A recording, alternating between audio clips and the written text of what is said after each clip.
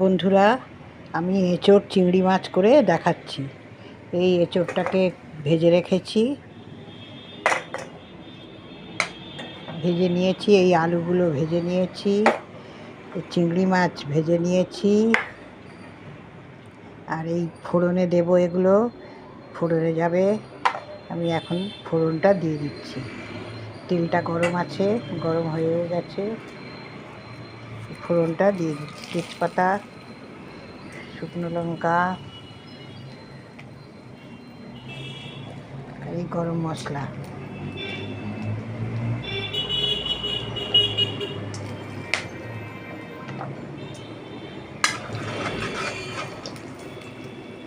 নেড়ে চেড়ে হয়ে গেলে আমি পেঁয়াজ দিয়ে দিচ্ছি।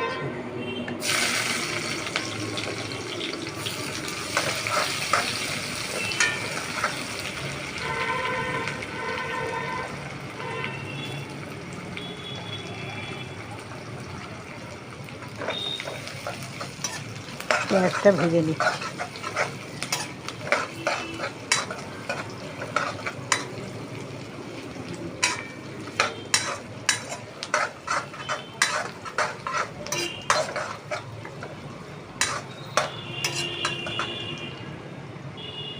বন্ধুরা, আমি ঢাকাটা খুলছি।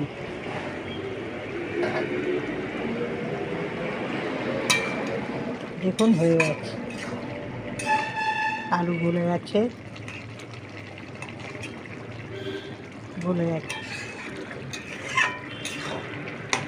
স্বাদের জন্য একটু চিনি দেবেন, অল্প, যে যেমন খান সেই বুঝে দেবেন।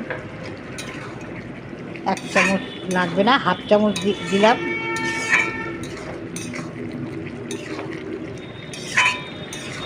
স্বাদের জন্য ভালো লাগবে।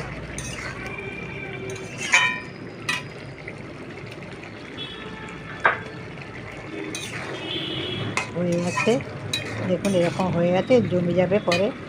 গরম মশলা দিয়ে নামিয়ে নেবেন।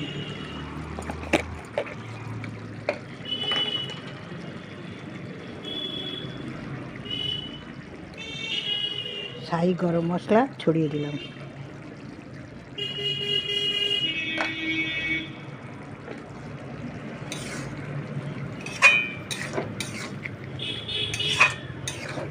দারুণ লাগবে, একদম সুন্দর টেস্ট হবে। এইভাবে রান্না করে খাবেন, একদিন হলেও খেয়ে দেখবেন কেমন হলো। খুব সুন্দর লাগবে, দারুণ টেস্টি লাগবে। এবার লবণ আর মিষ্টিটা একটু টেস্ট করে নামাবেন।